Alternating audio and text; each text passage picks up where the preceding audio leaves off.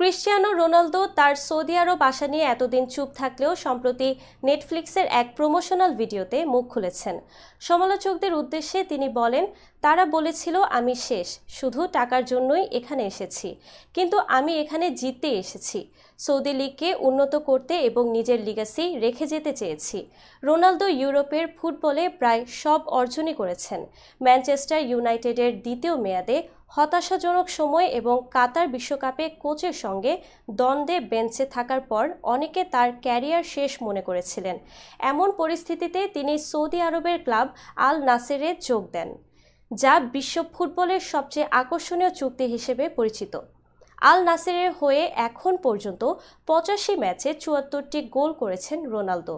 2023 সালে তিনি আরব champions cup জিতেছেন এবং ফাইনালে 2টি গোল করেছেন। তবে এখনও সৌদি প্রো লিগ বা এএফসি চ্যাম্পিয়ন্স লিগের শিরোপা জিততে পারেননি। রোনালদো আরও জানান, এখনও ফুটবলের প্রতি তার আবেগ রয়েছে এবং নিজেকে ফুরিয়ে যাওয়া মনে করেন না। ইতোমধ্যে পেশাদার ফুটবলে সর্বোচ্চ 910 গোল করেছেন তিনি। 1000 গোলের স্বপ্নও রয়েছে তার। আগামী বছরের মাঝামাঝি পর্যন্ত আল নাসেরের সঙ্গে চুক্তি রয়েছে রোনালদোর। এরপর আবার ইউরোপে ফেরার গুঞ্জন রয়েছে।